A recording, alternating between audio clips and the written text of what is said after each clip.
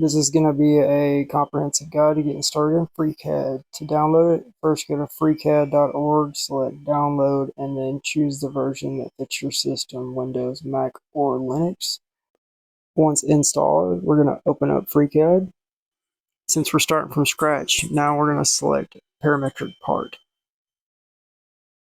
That brings us to our model tree. Select body, create sketch under the task tab, and you're going to select the plane on which you want to create your sketch, and typically it's the XY plane. Select XY, OK, and now we're in our sketcher. I don't really have any particular plan here, so I'm just going to start with a basic rectangle, but first I need to make my screen a little bigger and open up. There we go. All right, now start at a corner, drag it down. It doesn't matter, it doesn't have to be exact. We're going to constrain that right there is the constrain tool. That is going to be your best friend. So you select one side, and now you're going to put the length that you want that side. In this case, it's 90 millimeters. Select that side, get it out there. We can check on it. We can see it, 70 millimeters. And now we have to constrain our rectangle to the XY axis. So we want to just basically put everything in the middle. So half of 90 is 45. That side is done, and now it's fully constrained. Close, and that is our rectangle. And I want to add that I use the Blender style navigation down here in this little menu right here. It's easier for me. It's a little more intuitive. So you zoom in and out with your scroll. If you hold your scroll down, you can twist it like that, and if you hold shift and scroll, you can do that right there. It's really easy for me. So all right, now we're going to go back to our model tree, and we're going to turn this into a 3D shape. We select our sketch, and then we go to the pad tool, which is an extrude. So it typically starts out at 10 millimeters, and we're going to pad it out to, I don't know, we're not doing anything in particular here, so just give it some depth, 30 millimeters. Now we have a 30 millimeter tall rectangle, rectangular cube. So now we're going to create a sketch on a face. We're going to put some holes in this rectangle. So click your face that you want to sketch on. Go to task, create sketch, and now we're on that face on that. So we'll select that plane. And since we're in the middle of everything, we need to get rid of this because basically we're going to be creating our sketch dead square in the middle of this box. So we'll go back to our model tree and click the little, there you go. All right. So since we padded up from our XY axis up the Z, we're basically our box is on the bottom of our box is on our red line. So everything that we have to do in our box is going to be above that red line.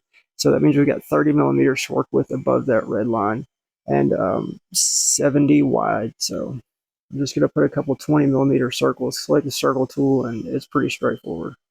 Now we have to constrain our circles. Select your constrain tool, click the middle of your circle, and constrain your distance of your circle from your Z-axis. Now we're going to constrain the distance of our circle from our X-axis.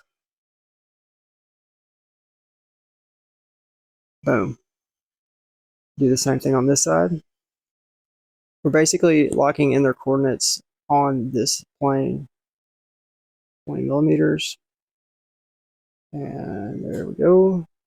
So we're going up 15, the same as we did on the other. It's going to be, the center of it is going to be in the middle of our 30 millimeter face. There's our holes.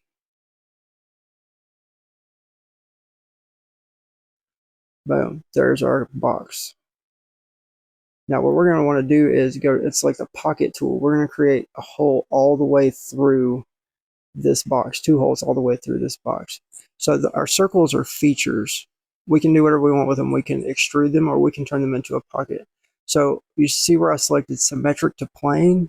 That means it's going to pocket that out on either side of the plane.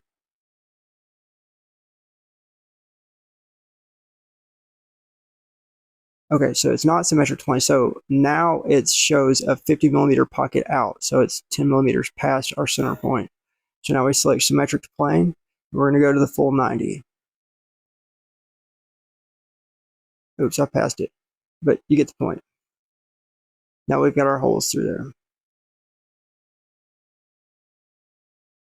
Come back and clean that up. All right, now we're going to clean up our edges. We're going to use the fillet or fillet tool. So select your edge, the corner right there, that line, and then select the fillet.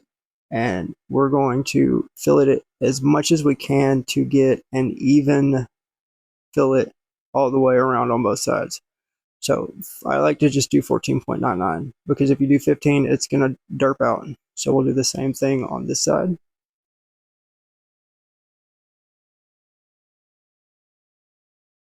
Oops.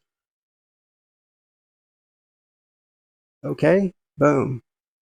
Yeah, you see what we got going here. All right, do it on the other side too. Skip that. Now we're going to chamfer the edge of our holes, which just basically it just slopes it. And we're just going to do a 1 millimeter chamfer.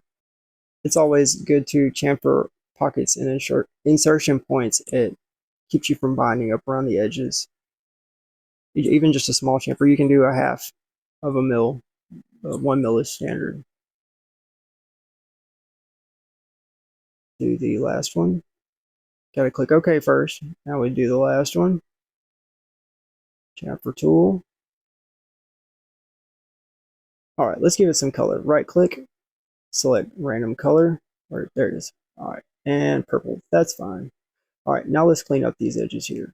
So you notice I selected that edge and it did it all the way around. We're gonna give it a 2 mil just because it looks nice. This isn't anything in particular, so it doesn't really matter, but I'm just showing y'all some basics. Make it match 2 mils. All right, now let's check it out. All right, now I think we need to go ahead and export it. So to get it out and get it usable, you're going to select the body and then you're going to go to File, Export. And if you're going to be 3D printing, you're going to want to bring it out as an STL mesh. But there's so many different options. So we select STL mesh and then save. And I'm not going to save it because I don't need it for anything.